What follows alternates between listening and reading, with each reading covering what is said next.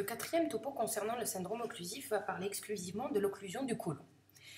Le côlon va s'occlure de deux manières, soit avec strangulation, et ce, dans le cas d'un volvulus du sigmoïde ou du sécum plus rarement, ou sans strangulation, comme c'est le cas dans le cancer colique ou la diverticulite.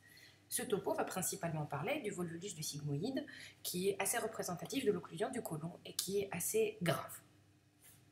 Qu'est-ce qu'un volvulus du sigmoïde? Donc c'est le sigmoïde qui tourne autour de son propre axe, entraînant une strangulation d'une anse digestive avec souffrance digestive.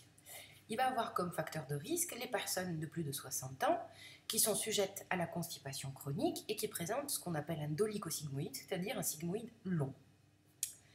En pratique, quand on a une suspicion de volvulus du sigmoïde, qu'est-ce qu'on va faire?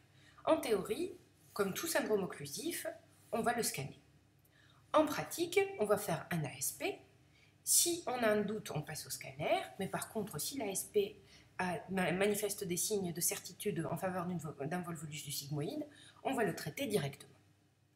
Voici un ASP typique de volvulus du sigmoïde, sur lequel nous allons voir une image aérique importante, avec une image centrale de cloison médiane en arceau, réalisant ce qu'on appelle l'aspect en grain de café. Devant cet aspect, le diagnostic de volvulus du sigmoïde est posé et on peut passer au traitement directement. Le scanner, par contre, va montrer des signes assez particuliers. Donc, il va rechercher, dans le cadre d'un volvulus du sigmoïde, la règle des 4 jambages. Qu'est-ce que les jambages? Les jambages sont les anses digestives qui sont concernées par le volvulus.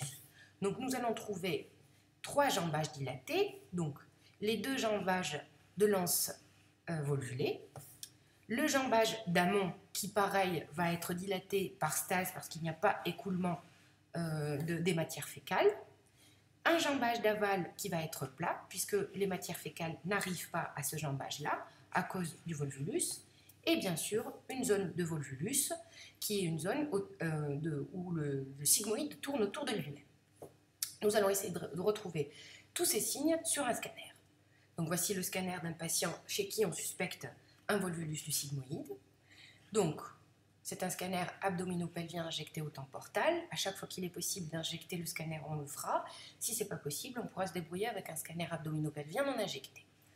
Donc, je regarde et je constate qu'il existe du moins une occlusion, beaucoup de matière fécale dans le côlon, des anses digestives qui sont très dilatées, et surtout, je vois un endroit où les anses tournent autour d'elles-mêmes. Donc, je suspecte qu'il y a un volvulus. Et dans ce cas, je vais essayer de retrouver les 4 jambages. Pour cela, mieux vaut commencer par le bas, pour essayer pour essayer de suivre le tube digestif le plus facilement possible. Donc je commence à partir de la portion rectale rectosigmoïdienne. Je remonte tranquillement, et là, j'arrive à l'endroit où ça tourne, et je me rends compte que c'était le premier jambage, donc le jambage d'aval plat. Je suis ce jambage, et là, je me retrouve dans une anse très très dilatée, donc c'est le premier jambage dilaté. Je continue à suivre cette anse très très dilatée, je la suis, je vois qu'il existe une anse sigmoïdienne digestive très très dilatée qui contient de l'air et du liquide. Je continue à descendre, je suis toujours dans cette supposée anse volvulée, et là, je retourne à l'endroit où ça tourne. Donc j'ai 2 jambages dilatés et un jambage plat. Il ne me reste plus qu'à trouver le jambage d'amont qui est censé être dilaté. Donc je continue à suivre, et là, je retombe sur l'endroit où ça tourne. Hop!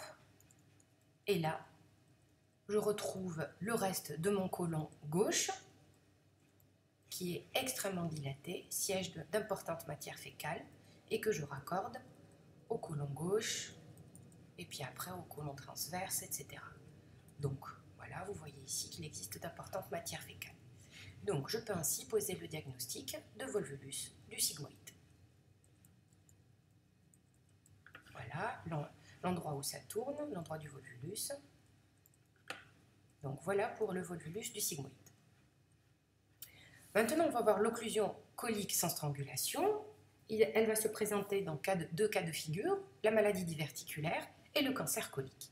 Je vous conseille de vous référer au topo 2 du cancer colique parce qu'on en a parlé. C'est fini pour l'occlusion colique. Prochain topo, occlusion fonctionnelle.